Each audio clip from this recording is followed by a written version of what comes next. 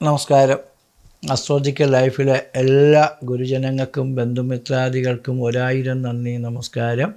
ഞാൻ doctor M Shibu Narayanan, Bampayam. എല്ലാവർക്കും 1202 പുതുവർഷ ആശംസകൾ നേരുന്നു. ചിത്തിര നക്ഷത്രക്കാരുടെ ഫലത്തെയാണ് പറയാൻ പോകുന്നത്. ചിത്തിര നക്ഷത്രക്കാർക്ക് ഈ വർഷം പൊതുവെ കന്നിക്കൂറായിരുന്നാലും തുലാക്കൂറായിരുന്നാലും നല്ലതാണ്. കന്നിക്കൂറുകാർക്ക് വേഴഗ്രഹം 11-ലാണ് സഞ്ചരിക്കുന്നത്. ഇടയ്ക്ക് 10-ാം മാസം മുതൽ ജനുവരി വരെ 12-ൽ വരുന്ന ഒരു മാറ്റമുണ്ട്. എങ്കിലും 11-ൻ്റെ ഗുണം നമുക്ക് ധാരാളം കിട്ടും. അപ്പോൾ കന്നിക്കൂറുകാർക്ക് 11-ൽ വേഴം നിൽക്കുന്ന സമയം സർവ്വവിധ ലാഭങ്ങളും ഐശ്വര്യങ്ങളും സുഹൃതങ്ങളും ധനാഗമങ്ങളും ഉണ്ടാകും. കാരണം 11-ാം വേഴമെന്ന് പറയുന്നത് കഴിഞ്ഞ 12 കൊല്ലം കൊണ്ട് നേടാൻ പറ്റാത്ത കാര്യങ്ങൾ 12 മാസം കൊണ്ട് നേടിക്കിട്ടാനുള്ള യോഗമുള്ള സമയമാണ്. അപ്പോൾ 11-ൽ വേഴം നിൽക്കുമ്പോൾ നമുക്ക് സർവാഭീഷ്ടാഗമോ ജ്യേഷ്ഠഭ്രാത നിജാത്മജ വാമകർണോ അർത്ഥലാഭസ്യ ചിന്ത്യാത് ഏകാദശാദിമേ എന്നാണ്. സർവാഭീഷ്ടങ്ങളും സാധിക്കും. അഭീഷ്ടങ്ങളെന്ന് പറഞ്ഞാൽ നമ്മൾ ആഗ്രഹിച്ചിട്ട് നേടാൻ പറ്റൂ എന്ന് വിചാരിക്കുന്ന ആ കാര്യങ്ങൾ പോലും, പ്രതീക്ഷിക്കാത്ത നേട്ടങ്ങൾ പോലും കിട്ടുന്നതാണ്. അഭീഷ്ടങ്ങൾ സാധിക്കും, ഇഷ്ടമല്ല, അഭീഷ്ടങ്ങൾ സാധിക്കുമെന്നാണ്. പെട്ടെന്ന് നേടി ജയിക്കാൻ പറ്റാത്ത കാര്യങ്ങളും നമുക്ക് വിജയിച്ച് നേടാൻ പറ്റും. ജ്യേഷ്ഠന്മാരെ കൊണ്ടും ഭ്രാതാവ് അമ്മ പെറ്റ സഹോദരങ്ങളെ കൊണ്ടും സഹായം കിട്ടും. അപ്പോൾ ജ്യേഷ്ഠനും ഈ അമ്മ പെറ്റ മക്കളും തമ്മിൽ വ്യത്യാസം ഉണ്ടാകുന്ന പലവരും ചോദിക്കാറുണ്ട്. ജ്യേഷ്ഠന്മാരെന്ന് പറയുമ്പോൾ നമുക്ക് ബന്ധുക്കളല്ലാത്തത്, എന്നാൽ ബന്ധുക്കളെക്കാൾ സ്നേഹവും സഹായവും അനുകൂലവും നമുക്ക് ചെയ്യുന്നതും സ്നേഹിക്കുന്നതുമായ പല വ്യക്തിത്വങ്ങളാണ് ജ്യേഷ്ഠന്മാരെന്ന് പറയും. ചേട്ടാനും ജ്യേഷ്ഠാനും ഏട്ടാനും ഒക്കെ പറയുന്ന ചില ആൾക്കാർ, നമ്മൾ സ്നേഹമുള്ളവരെയൊക്കെ നമ്മൾ ചേട്ടാന്ന് വിളിക്കും. പല ചേട്ടന്മാരും നമ്മുടെ നാട്ടിലുണ്ട്. ബന്ധുക്കളായിരിക്കില്ല, പക്ഷെ അവരെ കൊണ്ട്. ഭ്രാതാവ് എന്ന് പറയുന്നത് നമ്മളെ സ്വന്തം ആളാണ്. അമ്മ പ്രസവിച്ചതും നമ്മളെ ഇളയത് മൂത്തത് അങ്ങനെയുള്ള സഹോദരങ്ങൾ, അവരെ കൊണ്ടൊക്കെ സഹായം കിട്ടും. അർത്ഥലാഭസ്യ എന്ന് പറയുമ്പോൾ 11 വേഴം നിൽക്കുമ്പോൾ നമുക്ക് പഞ്ചായത്തിൽ നിന്ന്, സർക്കാരിൽ നിന്ന്, നമ്മൾ ചെയ്യുന്ന ജോലിയിൽ നിന്ന്, ബിസിനസ്സിൽ നിന്ന്, റിയൽ എസ്റ്റേറ്റ്, ഷെയർ മാർക്കറ്റ്, അതേപോലുള്ള എല്ലാ മേഖലകളിലും നമ്മൾ ചെറിയ പൈസ മുതൽ മുടക്കി വലിയ ലാഭങ്ങൾ നമുക്ക് കിട്ടുന്നതാണ് ഈ അർത്ഥലാഭം എന്ന് പറയുന്നത്. പിന്നെ നമുക്കൊരു നല്ല സമയമാണെങ്കിലും നമ്മൾ ബാങ്കിൽ ചെന്ന് ഒരു വീട് വയ്ക്കാൻ വേണ്ടി ലോൺ വാങ്ങിച്ചാലും പൈസ കിട്ടാൻ യോഗം ഉണ്ടെങ്കിൽ മാത്രമേ പൈസ കിട്ടൂ. ഇല്ലെങ്കിൽ ബാങ്കുകാർ പൈസ തരില്ല. എല്ലാവർക്കും വിളിച്ച് ബാങ്കുകാർ ലോണും കൊടുക്കില്ല. അതൊക്കെ അവർക്കറിയാം ആർക്ക് കൊടുക്കണം. അപ്പോൾ ഇങ്ങനെയുള്ള സമയങ്ങളിൽ നമുക്ക് നിറയെ പൈസ കിട്ടാനും, പണം മാത്രമല്ല സമൂഹത്തിൽ നില, വില, അംഗീകാരം, അധികാരം, അഭിവൃദ്ധി, സ്ഥാനമാനങ്ങൾ, സംഘം, സമുദായം, രാഷ്ട്രീയം, പൊതുപ്രവർത്തന രംഗങ്ങളിലും കലാപ്രവർത്തന രംഗങ്ങളിലും എല്ലാ പ്രവൃത്തി ചെയ്യുന്നവർക്കും വളരെ പുരോഗതികൾ കിട്ടുന്ന ഘട്ടമാണ് 11-ൽ വേഴൻ. 12-ൽ വേഴൻ എന്ന് പറയുമ്പോൾ സ്ഥിരം നിൽക്കുന്ന കാലഘട്ടം ഒരു വർഷം വളരെ ദോഷമാണ്. എന്നാൽ 12 വന്നിട്ട് വീണ്ടും 11-ലേക്ക് പോകുന്ന ഒരു മാറ്റമാണ് ഈ വർഷമുള്ളത്. 2027 6-ാം മാസം 26-ാം തീയതി വരെയാണ് വേഴൻ കർക്കിടകൻ രാശിയിൽ നിൽക്കുന്നത്.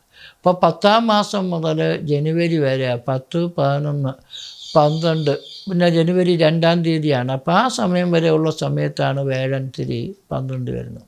വേഴമാറ്റത്തെക്കുറിച്ചുള്ള വീഡിയോ വേറെ പ്രത്യേകമുണ്ട്. അത് നിങ്ങൾ ശ്രദ്ധിച്ചാൽ അതിൻ്റെ സൂക്ഷ്മമായിട്ടുള്ള ഗതി വിഗതികൾ, രാശിമാറ്റങ്ങൾ, സൂക്ഷ്മ ഫലങ്ങൾ നമുക്ക് അറിയാൻ പറ്റും.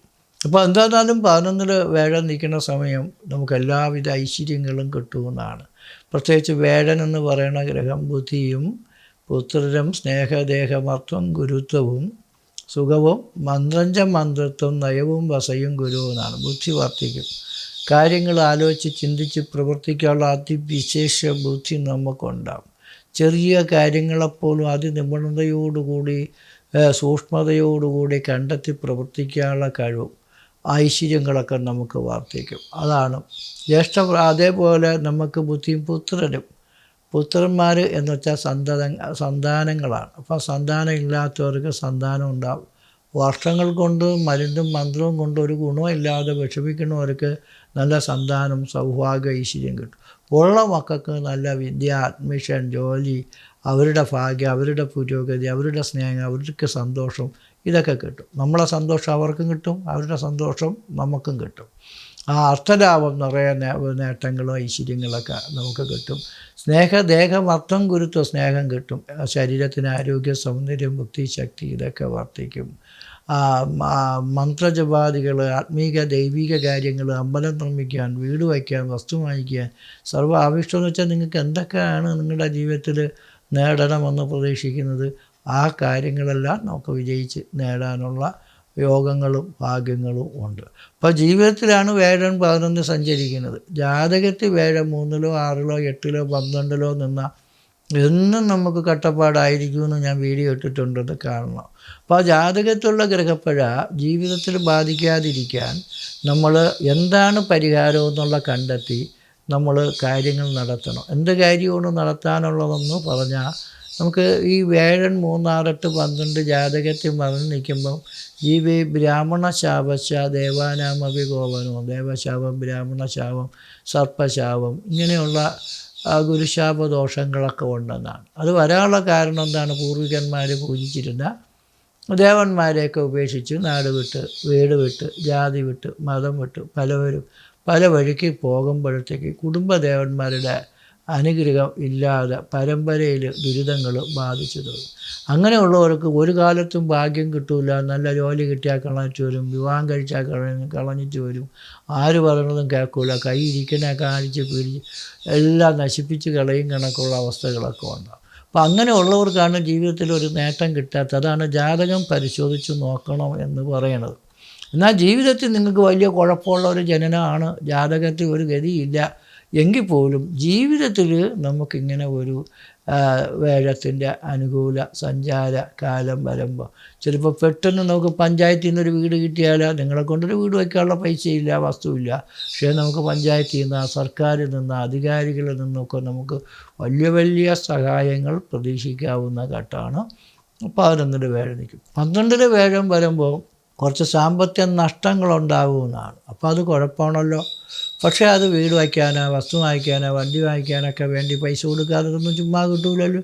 ഇപ്പോൾ ലോൺ എടുക്കും, കടം വാങ്ങിക്കും. പക്ഷേ അത് ആ കടമാണെങ്കിൽ പോലും ഇങ്ങനെയുള്ള സമയങ്ങളിൽ നമ്മൾ ഒരു വീട് വെച്ചാൽ കടമാണെങ്കിൽ വീട് വിറ്റെങ്കിലും കടം തീർക്കാം, വണ്ടി വിറ്റെങ്കിലും കടം തീർക്കാം. അതേസമയം നമ്മൾ ഈ പൈസ വല്ല പാർട്ട്ണർഷിപ്പ് ബിസിനസ്സുകൾ, ലോട്ടറി, ഷെയർ മാർക്കറ്റ്, പെട്ടെന്ന് പൈസ ഉണ്ടാക്കാൻ വേണ്ടിയുള്ള കച്ചവടങ്ങൾ, കള്ളക്കടത്തുകൾ, ഇതൊക്കെ ചെയ്താൽ നമ്മൾ കുരുങ്ങിപ്പോവും. അപ്പോൾ അതുകൊണ്ട് നമുക്ക് നല്ല രീതിയിലുള്ള മാർഗങ്ങളിൽ കൂടി നമ്മൾ പ്രവർത്തിച്ച് ജീവിക്കാൻ ശ്രമിച്ചാൽ ഈ സമയം നിങ്ങൾക്ക് നല്ലത് വരും. തുലാക്കൂറുകാർക്ക് വളരെ നല്ലതെന്ന് പറയാൻ കാരണം വേഴം 10-ലും 11-ലുമാണ് ഈ 2 വർഷത്തേക്ക് സഞ്ചരിക്കുന്നത്. അപ്പോൾ ചിത്തിര തുലാക്കൂറുകാർ നല്ല കച്ചവടക്കാരാണ്. അവർ ചെറിയ ചെറിയ ബിസിനസ്സുകൾ, ഏജൻസികൾ, കോൺട്രാക്റ്റുകൾ, പ്രവൃത്തികളൊക്കെ ചെയ്താൽ രക്ഷപ്പെടും.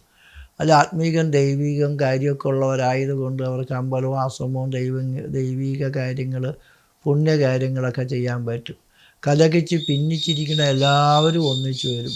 ഗുരു ശുക്ര കേന്ദ്രകൈവ സുഖിതാകസ്തത്ര ആതിരൂപാച. ഗുരുവും ശുക്രനും 1, 4, 7, 10 സഞ്ചരിക്കുമ്പോൾ എത്ര മരിക്കാൻ കിടക്കുന്ന രോഗിയുടെ പ്രശ്നം നോക്കിയാലും രോഗിക്ക് സർവ്വ രോഗങ്ങളും മാറി നല്ല ഐശ്വര്യത്തോടുകൂടി അഭിവൃദ്ധിയോടുകൂടി രക്ഷപ്പെടാൻ പറ്റുന്ന ഘട്ടമാണ്. അങ്ങനെ നമുക്ക് വേഴനെന്ന് പറയുന്ന ഗ്രഹം 10-ലും 11-ലും നിൽക്കുന്ന സമയം 10 നിൽക്കുമ്പോൾ ഒരു ജോലിയില്ലാത്തവർക്ക് ജോലി കിട്ടാൻ, ഉള്ള പ്രവൃത്തിയിൽ നല്ല സാലറി, പ്രോഫിറ്റ്, കമ്മീഷനൊക്കെ കിട്ടാനും, നമ്മൾ തന്നെ എന്തെങ്കിലും ഒരു ചെറിയൊരു പരിപാടി ആരംഭിച്ചാൽ അത് വലിയ വിജയകരമായിട്ട് നേടി ജയിക്കാനും പറ്റുന്ന സമയമാണ്. അതുകൊണ്ട് തുലാക്കൂറുകാർക്ക് എല്ലാ തരത്തിലും കൊള്ളാം. പിന്നെ തുലാക്കൂറുകാർക്ക് 6-ലാണ് ശനി സഞ്ചരിക്കുന്നത്. പല ജ്യോതിഷ പണ്ഡിതന്മാരും 6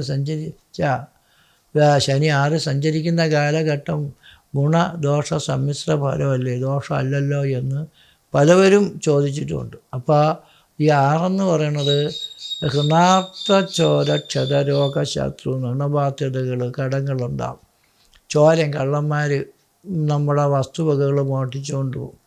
അതേപോലെ മോഷണം മാത്രമല്ല ചൂഷണം ഉണ്ടാവും. ചൂഷണം, നമുക്ക് വീട് വാങ്ങിച്ചു തരാം, വസ്തു വാങ്ങിച്ചു തരാം, ജോലി വാങ്ങിച്ചു തരാം എന്നൊക്കെ പറഞ്ഞ് നമ്മളെ പ്രേരിപ്പിച്ച് നമ്മളെല്ലാം കൂടെ കടം വാങ്ങിച്ച് കൊടുത്തു പോയാൽ പിന്നെ ചോദിക്കാനും പറ്റൂല, വാങ്ങിക്കാനും പറ്റൂല, കിട്ടുകയും ഇല്ല, തരികയും ഇല്ല. ആ ബുദ്ധിമുട്ടുകൾ കൊണ്ട് നമ്മൾ കുരുങ്ങിപ്പോവും. രോഗം തന്നെ ചെറിയ ചെറിയ അസുഖങ്ങൾ വന്നാലും വലിയ വലിയ രോഗിയെപ്പോലെ നമുക്ക് കുഴപ്പമാണ്.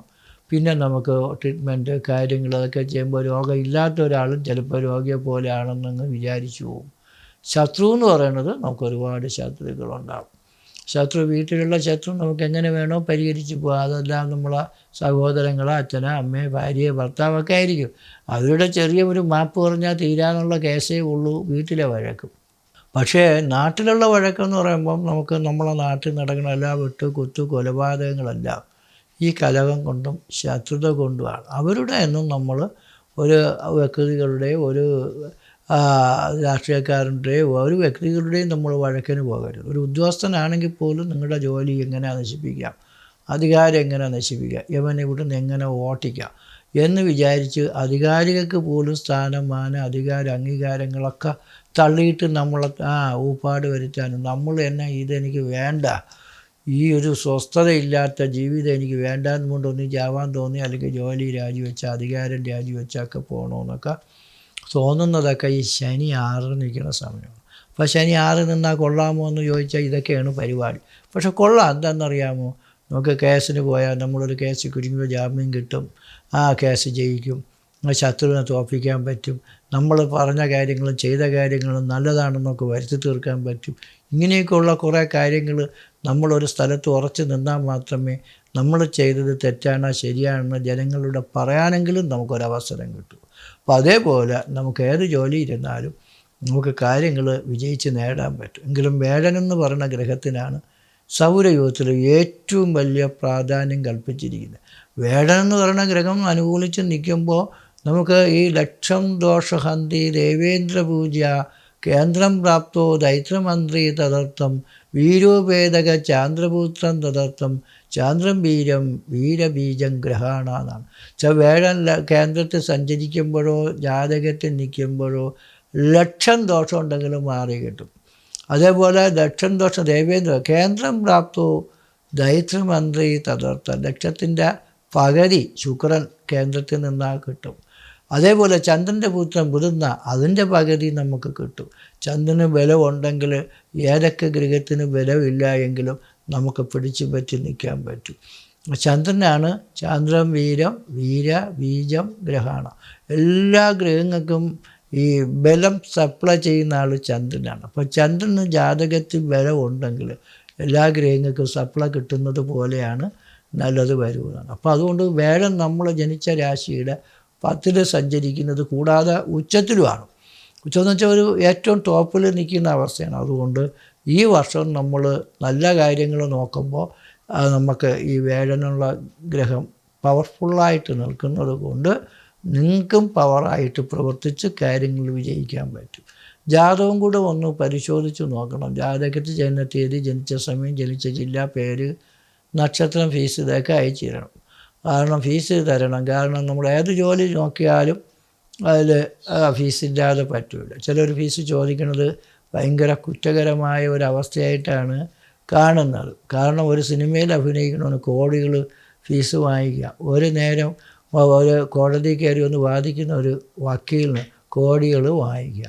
ഓരോ സ്ഥലത്ത് പോകുന്ന ഒരു കട ഉദ്ഘാടനം ചെയ്യാൻ ഒരു സിനിമാക്കാരൻ ചെന്നാലും അവന് ലക്ഷങ്ങളും കോടികളും വാങ്ങിക്കും.